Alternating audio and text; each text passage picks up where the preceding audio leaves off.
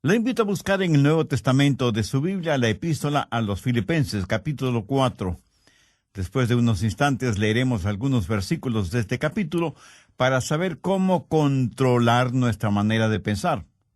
O, si lo prefiere, cómo controlar nuestros pensamientos. La idea es la misma, expresada con palabras diferentes. Así como en los paquetes de cigarrillos hay una advertencia que dice fumar es peligroso para la salud, yo quiero advertirle que el pensar equivocadamente también puede ser peligroso para la salud. Y en este estudio bíblico de hoy vamos a descubrir si usted es culpable de una manera de pensar equivocada. Hoy quiero compartir con usted una fórmula espiritual para enfrentar los malos pensamientos, generalmente producidos por la depresión, la autocomiseración, la preocupación, el miedo, las iras, el enojo. Y si alguno de ustedes piensa que nosotros los pastores no experimentamos ninguna de estas cosas, pues mi amigo le diré que está completamente equivocado. Pero quiero darle a conocer lo que Pablo escribió desde la lóbrega celda de una oscura cárcel, en donde estuvo prisionero por predicar el Evangelio de nuestro Señor Jesucristo. Y quiero que escuche atentamente lo que el apóstol dice en Filipenses 4, comenzando con el verso 4. Regocijaos en el Señor siempre. ¿Quién dijo eso? El apóstol Pablo. ¿Y cuándo lo dijo? Mientras estuvo preso en una cárcel romana. Regocijaos en el Señor siempre. Otra vez os digo, regocijaos. Vuestra gentileza sea conocida por todos los hombres. El Señor está cerca. Por nada estéis afanosos, sino sean conocidas vuestras peticiones delante de Dios en toda oración y ruego, con acción de gracias. Y la paz de Dios, que sobrepasa todo entendimiento, guardará vuestros corazones y vuestros pensamientos en Cristo Jesús. Recuerde que estamos hablando de cómo controlar sus pensamientos, cómo controlar su manera de pensar. El apóstol Pablo en el verso 7 dice, y la paz de Dios que sobrepasa todo entendimiento, guardará vuestros corazones y vuestros pensamientos en Cristo Jesús. Pero ahora deseo que preste mucha atención a lo que dice el verso 8. Por lo demás, hermanos, todo lo que es verdadero, todo lo honesto, todo lo justo, todo lo puro, todo lo amable, todo lo que es de buen nombre, si hay virtud alguna, si algo digno de alabanza, en esto pensad. La Biblia dice que un hombre es lo que piensa. Por lo tanto, ¿cómo proteger sus pensamientos? ¿Cómo resguardar su manera de pensar de la influencia de los pensamientos impuros y pecaminosos que prevalecen en nuestro mundo actual?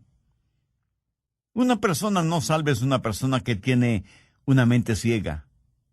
El Dios de este mundo ha cegado la mente de los incrédulos.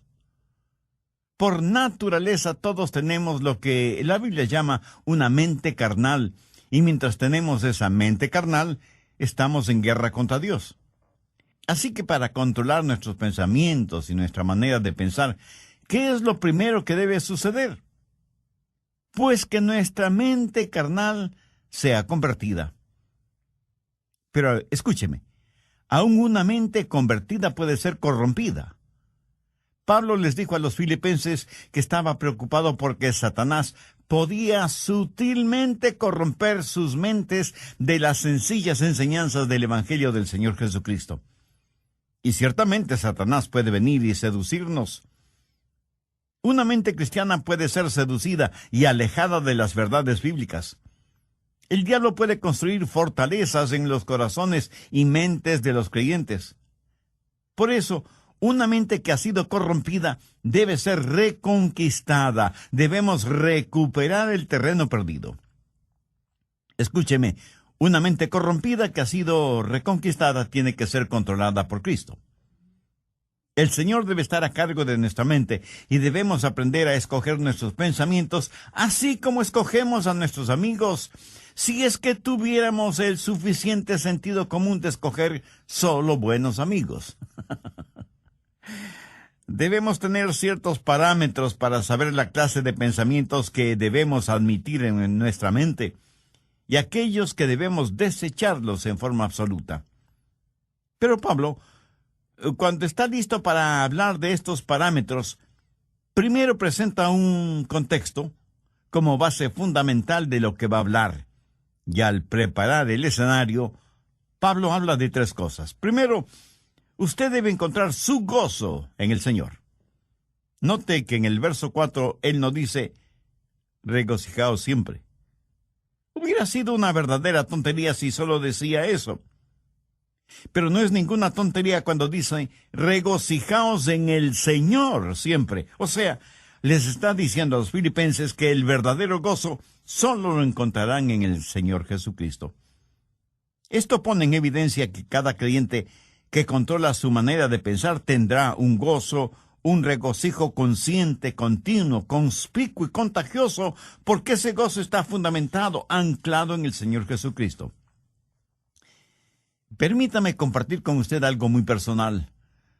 Yo procuro tener siempre mi mente ocupada, aun en tiempo de descanso o de vacación, porque una mente ociosa es el mejor taller del diablo. Y he descubierto el secreto de la fortaleza. Es el gozo del Señor. Él es mi fortaleza. Y eso no es solo una frase bonita, ni parte de alguna canción espiritual preferida. Es la realidad. El Señor es mi fortaleza. Hay veces cuando dejo mi oficina y vengo a grabar estos mensajes radiales y estoy física y mentalmente cansado. Y me detengo y digo, Señor Jesús, te amo. Gracias por quien tú eres y lo que representas para mí. Tú eres en verdad mi fortaleza física, mental, espiritual y emocional. Y casi de inmediato siento el poder y la fortaleza que inunda mi cuerpo y sé, sin la menor sombra de duda, que el Señor es mi fortaleza. Y por eso me regocijo siempre en el Señor. Por favor, busque Juan 15:11. Estas cosas os he hablado para que mi gozo esté en vosotros y vuestro gozo sea cumplido. De paso, quiero decir que el gozo en Jesús es el único gozo que permanece. Si su gozo depende de alguna otra persona o de alguna cosa, ese es un gozo pasajero que no permanece. Que alguien o algo puede quitárnoslo. Yo me alegro de que el gozo de Pablo no era porque estaba en libertad, porque le hubiera sido completamente fácil decir que estaba gozoso si tenía libertad. Pero él dijo que tenía pleno gozo estando en la cárcel. Así que no tenga su gozo de las circunstancias. No pretende encontrar su gozo en las diversiones. No espere encontrar gozo genuino en los negocios. Ni se engañe creyendo que el verdadero gozo está en tener amigos, aunque sean buenos amigos. Tampoco el tener buena salud es fuente de gozo verdadero. Todas estas cosas que he mencionado le pueden proporcionar ciertas alegrías pasajeras, pero nunca un gozo genuino y verdadero. El único manantial de gozo profundo y permanente es el Señor Jesucristo. Regocijaos en el Señor siempre. Otra vez digo, regocijaos. Segundo, recuerde que Dios siempre está cerca. Reconozca la presencia de Dios continuamente. Pablo en el verso 5 de Filipenses 4 dice, vuestra gentileza sea conocida de todos los hombres, el Señor está cerca. Escúcheme, la expresión el Señor está cerca no es en referencia a la segunda venida de Cristo, sino que describe la realidad de lo que Pablo estaba experimentando en esa prisión romana. Y él dice, el Señor está aquí, conmigo, aún en esta celda. En Juan 14:16, el Señor Jesús dijo, y yo rogaré al Padre, y os dará otro consolador, para que esté con vosotros para siempre.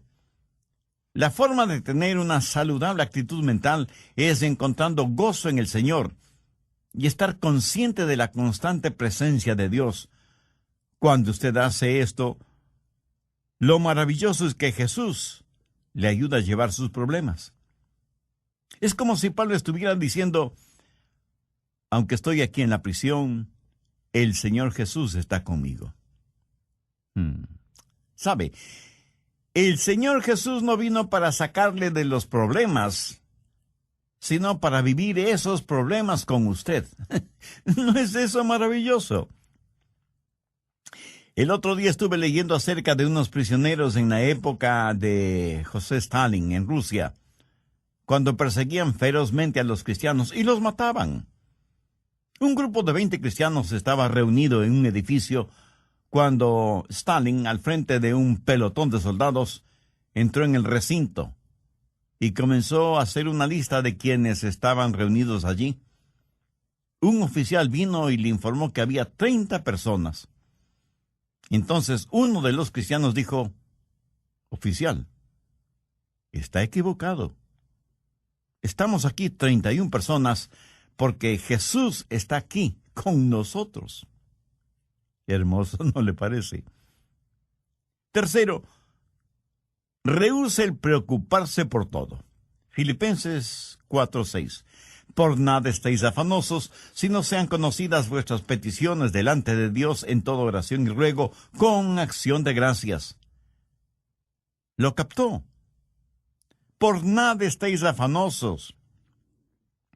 En el original griego esta frase conlleva la idea de algo que se desgarra. Y eso es exactamente lo que la preocupación hace, nos desgarra interiormente. En un lado está el temor y en el otro lado está la esperanza, y usted se encuentra exactamente en la mitad. ¿Qué es lo que Pablo dice? Por nada estéis afanosos. En varias de sus enseñanzas, el Señor Jesucristo dejó muy claro que no valía la pena el vivir lleno de preocupaciones. Con las preocupaciones, nadie ha podido añadir ni un solo centímetro a su estatura, ni ha podido solucionar algún problema, o disminuir una carga, o secar una lágrima. La preocupación, mi amigo, no tiene ningún valor y además es una gran pérdida de tiempo. Consume nuestras energías. La preocupación no sirve absolutamente para nada. La preocupación no quita la incertidumbre del mañana, pero sí succiona la energía de hoy y cubre con sus oscuras nubes el brillo del sol de hoy. Jesús dijo que son los paganos los que se preocupan desmedidamente por todo, y que nosotros como hijos e hijas de Dios no debemos ser como ellos porque Dios cuida de nosotros. Pablo se prepara para decirnos cómo proteger nuestros pensamientos, y por eso pone como trasfondo el gozo del Señor, para que reconozcamos que Cristo siempre está con nosotros, para que dejemos de preocuparnos desmedidamente por todo. ¿Pero cómo hacerlo? Por nada estéis afanosos, si no sean conocidas vuestras peticiones delante de Dios en toda oración y ruego con acción de gracias. ¿Tiene usted algún problema que lo considera como un gran problema? Deseo que este mismo momento piense en el problema más grande que usted está enfrentando en la actualidad. ¿Ya lo tiene en su mente? Bien. Ahora, duplíquelo en tamaño. Sí que es enorme, ¿verdad? Ahora permítame preguntarle, ¿es ese su problema más grande que Dios? ¿O demasiado grande para Dios? Por supuesto que no. Véalo a la luz de Dios, recordando que para Dios no hay nada imposible. Y si usted puede orar por las cosas grandes, eso quiere decir que también puede orar por las cosas pequeñas. El peligro no es que fallemos en orar por las cosas grandes, sino que dejemos de orar por las cosas pequeñas. Por eso el consejo de Pablo es: sean conocidas vuestras peticiones delante de Dios en toda oración y ruego con acción de gracias. Cuarto, desarrolle un espíritu de gratitud. Esto es en preparación para que usted pueda revisar su manera de pensar. Puede evaluar sus pensamientos para saber si los deja o no entrar en su corazón y en su mente. Tenga un espíritu de gratitud. Ore acerca de todo y dé gracias a Dios por todo, lo grande y lo pequeño, lo que es importante y lo que parece insignificante. Deje que sus peticiones sean conocidas delante de Dios. No sé si se habrá dado cuenta, Pero muchas veces nos quejamos cuando no deberíamos hacerlo. Déjeme contarle lo siguiente. Hace algún tiempo ya viajaba en el automóvil de un amigo. Él iba manejando y yo le iba contando que nuestros hijos, unos estaban en una escuela privada, otros en el colegio y otros en colegios cristianos. Y me quejaba por el altísimo costo de la educación de nuestros hijos. Mi amigo me escuchaba y me observaba. De pronto dijo: daría cualquier cosa en el mundo si es que mi hijo pudiera ir al colegio. Y pensé, qué espíritu de ingratitud el mío. Mi amigo tenía un hijo rebelde, lo que generalmente decimos una oveja negra. Mi amigo estaba dispuesto a pagar cualquier cosa con tal que su hijo quisiera ir a estudiar. Y aquí estaba yo quejándome amargamente de cuán cara era la educación de mis hijos. Paradójico, ¿no le parece? ¿Alguna vez se ha quejado porque tiene que lavar o secar los platos? Hay muchas personas en muchos países del mundo que les gustaría tener platos aunque fueran sucios. ¿Me escuchó? Quiero decir que los platos sucios son una señal de que usted tuvo algo en qué comer. Una cuchara, un tenedor, cuchillo para comer. Mi amigo, hay millones de personas que usan sus manos, sus dedos para comer y ni siquiera tienen agua para lavarlas después. Hay que saber cultivar un espíritu de genuina gratitud hacia Dios. Ahora, todo esto no es más que el escenario para saber cómo controlar sus pensamientos. Es como el estar en un aeropuerto y pasar por los controles de seguridad, que tienen sensores para detectar cualquier objeto que pudiera considerarse peligroso o algunas sustancias prohibidas que algunas personas tratan de pasar de contrabando. Los servicios de seguridad en los aeropuertos no permitirán que usted se embarque en un avión llevando esas cosas prohibidas. El apóstol Pablo presenta una especie de lista en el verso 8 y quiero que ponga mucha atención a su contenido. Por lo demás, hermanos, todo lo que es verdadero, todo lo honesto, todo lo justo, todo lo bueno, todo lo puro, todo lo amable, todo lo que es de buen nombre, si hay virtud alguna, si algo digno de alabanza, en esto pensad. Si usted lo piensa detenidamente, estas son pruebas que determinan lo que usted admitirá en su mente. Son como los controles de seguridad en los aeropuertos. ¿Qué control de seguridad tiene usted para el acceso a su mente, a su corazón? Permite que cualquier pensamiento, por inmundo y malo que sea, deambule con toda libertad por su mente. Estamos estudiando el tema cómo controlar su manera de pensar, basado en la epístola de Pablo a los Filipenses, capítulo 4, y los versos del 4 al 8. De esta porción bíblica hemos visto ya 3 cosas fundamentales. Primero, usted debe encontrar su gozo en el Señor. Note que en el verso 4, Pablo nos dice, regocijaos siempre. Hubiera sido una verdadera tontería si solo decía eso. Pero no es ninguna tontería cuando dice, regocijaos en el Señor siempre. O sea, les está diciendo a los filipenses que el verdadero gozo solo lo encontrarán en el Señor Jesucristo. Esto pone en evidencia que cada creyente que controla su manera de pensar tendrá un gozo, un regocijo consciente, continuo, conspicuo y contagioso, porque ese gozo está fundamentado, anclado en el Señor Jesucristo. Segundo, recuerde que Dios siempre está cerca. Reconozca la presencia de Dios continuamente. Pablo en el verso 5 de Filipenses 4 dice, vuestra gentileza sea conocida de todos los hombres, el Señor está cerca. Y la expresión el Señor está cerca no es en referencia a la segunda venida de Cristo, sino que describe la realidad de lo que Pablo estaba experimentando en esa prisión romana y dice, el Señor está aquí conmigo, aún en esta celda. En Juan 14:16, el Señor Jesús dijo, Y yo rogaré al Padre y os dará otro consolador, para que esté con vosotros para siempre. Tercero, rehúse el preocuparse por todo. Filipenses 4:6. Por nada estéis afanosos, sino sean conocidas vuestras peticiones delante de Dios en toda oración y ruego con acción de gracias. ¿Lo captó? Por nada estéis afanosos. En el original griego esta frase conlleva la idea de algo que se desgarra. Y eso es exactamente lo que la preocupación hace, nos desgarra interiormente.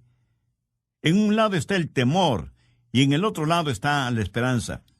Y usted se encuentra exactamente en la mitad. ¿Qué es lo que Pablo dice? Por nada estéis afanosos.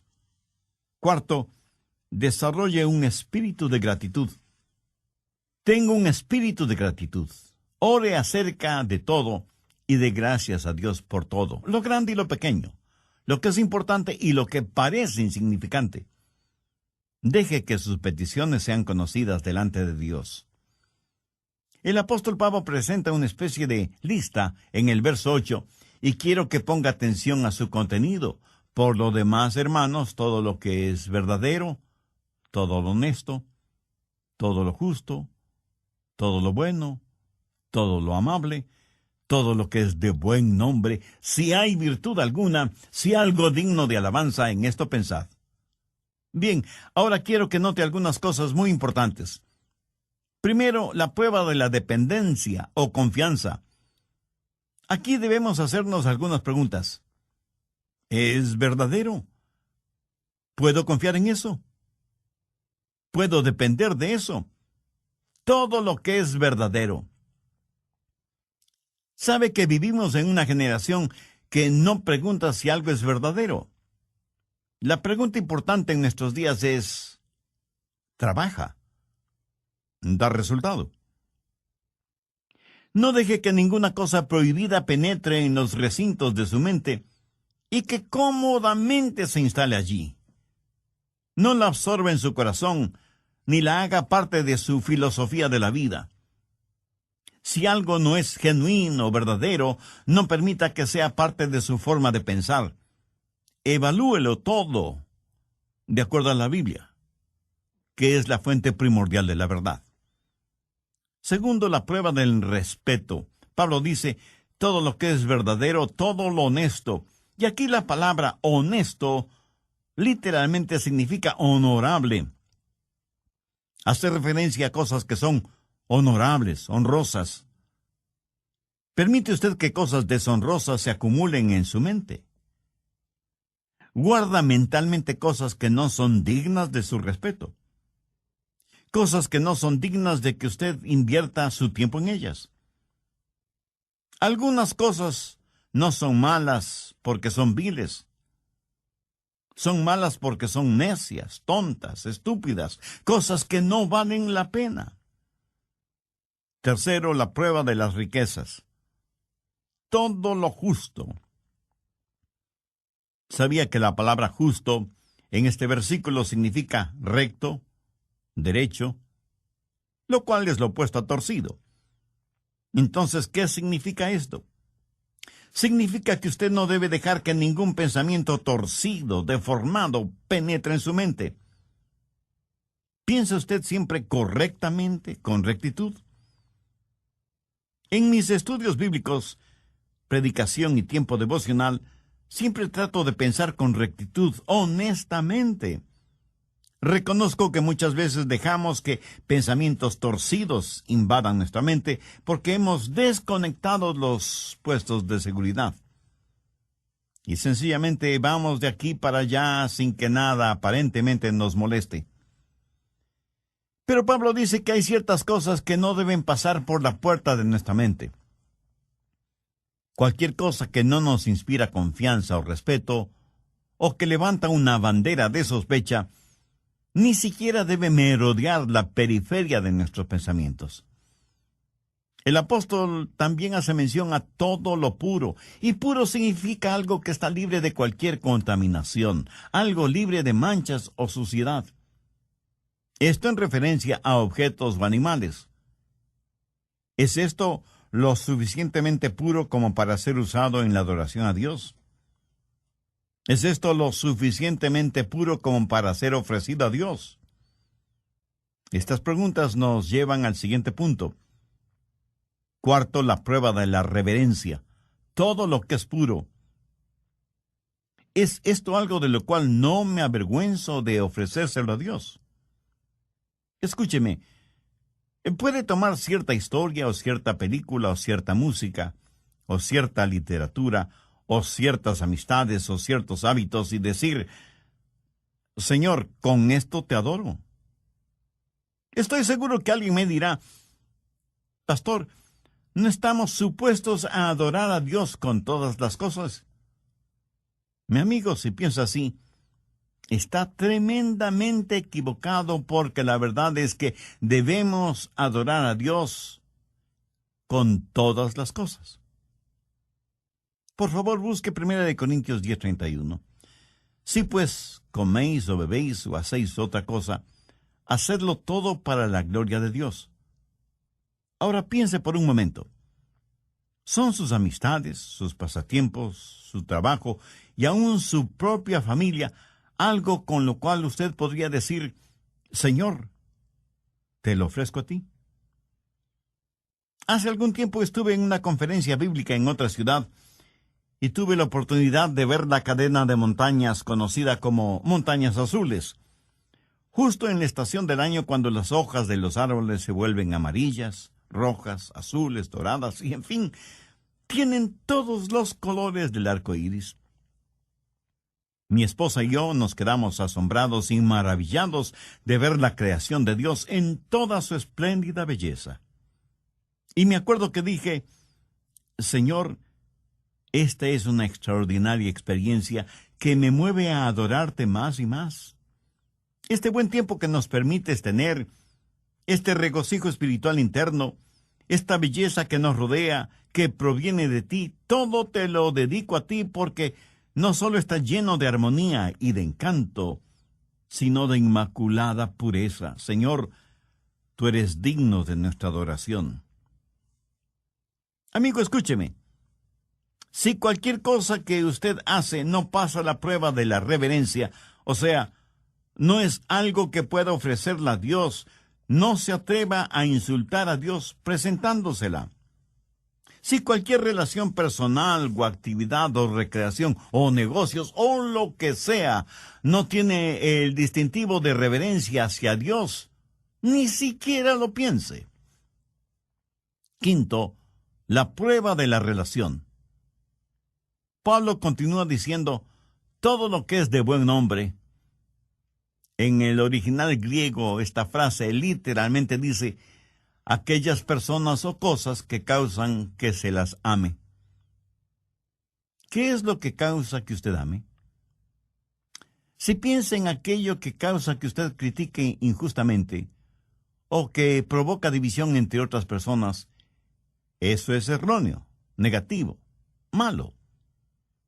Todo lo que es de buen nombre tiene la connotación de ser guiados hacia el amor. Lo que piensa le guía hacia el amor. Tal vez alguien me pregunte, Pastor, ¿eso significa que tengo que aprobar lo que otras personas hacen? Sí y no. Si lo que hacen es bueno, beneficioso, ejemplar, útil, usted lo aprueba. Si es algo negativo, perturbador, divisivo o destructivo, por supuesto que usted no debe aprobarlo.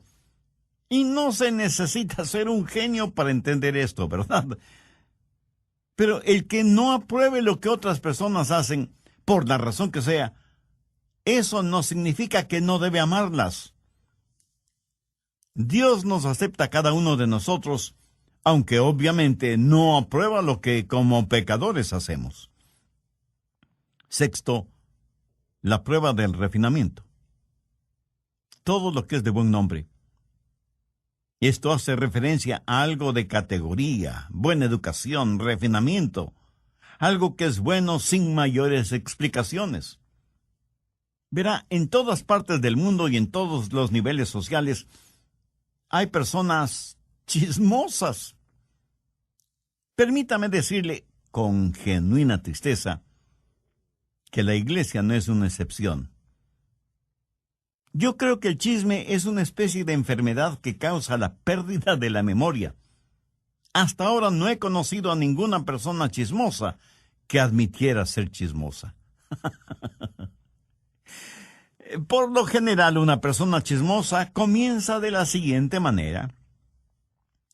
Bueno, usted me conoce y sabe que no me gusta eso de los chismes, pero sabía que... Y comienza su chismografía con un aire de santidad y confidencialidad, como si estuviera contando una verdad absoluta. ¿Conoce usted a personas así? Ahora, si una persona hace algo y no sabe que lo ha hecho, debo pensar que esa persona tiene un tornillo suelto en su cerebro. Lo triste es que hay personas a quienes les gusta, les deleita el escuchar cosas que no son de buen nombre, relacionadas con otras personas. La gente usa sus oídos como tarros de basura, y luego se sorprenden de que los demás siempre estén botando basura verbal en sus oídos. Y la gente bota basura en sus oídos porque sabe que a usted le gusta escuchar esa basura. Y por eso usted sabe de todo el lodo moral, emocional y espiritual que hay en su barrio. En lo negativo, usted sabe todo de todos. La clase de personas que son los nuevos vecinos, que a determinada jovencita ya no se la ve porque está embarazada sin haberse casado, y sus padres, para evitarse la vergüenza, la mandaron a vivir con sus abuelos, que viven muy lejos. Que el hijo de los Pérez está preso por manejar en estado alcohólico, etcétera, etcétera. Y la gente permite que todos estos malos pensamientos tomen residencia en su corazón y su mente. Pablo, al finalizar este tema, dice, si hay virtud alguna, si algo digno de alabanza, en esto pensad. Esto es tan sencillo y, sin embargo, tan maravilloso. Usted en forma absoluta puede reconquistar, recuperar el terreno perdido, si reconoce que hay virtud y que es algo digno de alabanza el pensar en todo lo que es verdadero, en todo lo que es honesto, en todo lo que es justo, en todo lo que es puro, en todo lo que es amable y en todo lo que es de buen nombre. Tal vez lo que voy a decir será como llover sobre mojado, pero tengo que decirlo. Usted no tiene que pensar en ninguna cosa que no quiera pensar. Pero escúcheme, usted debe pensar en algo. Usted no puede controlar su vida mental poniendo a su mente en neutro. Debo pensar en algo. Y si no piensa en algo correcto, le aseguro que pensará en algo incorrecto. Si usted no está pensando en algo bueno, tenga la certeza de que terminará pensando en algo malo. La fórmula para no tener malos pensamientos no es tratando de no tener malos pensamientos. Por ejemplo, trate de no pensar en un submarino ahora mismo. ¿Está seguro que no está pensando en un submarino en este mismo instante? Bien, la única forma para no pensar en un submarino en este momento no es tratando de no pensar en un submarino, sino tratando de pensar en algo diferente. Y las personas que están tratando de no pensar en un submarino están pensando en el submarino acerca del cual tratan de no pensar. Qué interesante, ¿verdad? El apóstol Pablo, escribiendo a los hermanos, a la iglesia en Roma, les dijo, no seáis vencidos de lo malo, sino vence con el bien el mal. Deje que los buenos pensamientos inunden su mente y mantenga su corazón y su mente enfocados en el Señor Jesucristo. En Filipenses 4:7 leemos, y la paz de Dios que sobrepasa todo entendimiento guardará vuestros corazones y vuestros pensamientos en Cristo Jesús. Es casi imposible de explicar, pero estamos llamados a tener la mente de Cristo. Por lo tanto, debemos aprender a tener los pensamientos de Dios en Cristo. y utilizar la normativa que Pablo nos da en Filipenses 4 como punto de seguridad por donde deben pasar todos los pensamientos antes de que tomen residencia en nuestros corazones y mentes. Y sea agradecido con Dios por su preciosa palabra. Debemos orar para que nos ayude a mantener nuestros pensamientos, nuestras mentes, nuestros corazones bajo la sangre de Cristo. Entre quienes me escuchan en este mismo momento, habrá alguien que quiera entregar su corazón al Señor Jesucristo. Alguien que quiera ser salvo, independientemente de la edad que tenga o del nivel social o financiero al que pertenezca. Alguien que quiera tener un verdadero propósito para vivir y una firme esperanza a la hora de morir. Si usted puede hacer esa decisión espiritual ahora mismo, si ese es su deseo, le invito a orar conmigo una corta oración. Mi oración será únicamente para guiarle. Ore con sus propias palabras y puede orar en voz alta o en voz baja o silenciosamente si lo prefiere, pero ore con fe, con sinceridad, con convicción. Querido Dios, reconozco que mis pensamientos no siempre son puros, ni honestos, ni dignos. Y esto revela mi condición de pecador, a pesar de ser religioso. Hoy me acerco a ti en busca de tu misericordia y tu gracia. Señor Jesús, sé que me amas y que quieres salvarme, y que por eso entregaste tu vida en la cruz del Calvario para pagar el precio de la culpa de mis pecados. No sé si mi fe es grande o pequeña, pero este mismo momento te invito a que vengas a morar en mi corazón y seas mi Señor y mi Salvador. Te entrego el control de mi vida y pido tu ayuda para que pueda ser la clase de persona que tú quieres que sea. Quiero ser un testimonio vivo de tu amor, de tu gracia, de tu misericordia. Perdóname, límpiame, sáname, sálvame. Y porque tú moriste por mí, yo quiero vivir para ti hasta cuando me llames a tu bendita presencia. Lo pido en tu santo nombre. Amén.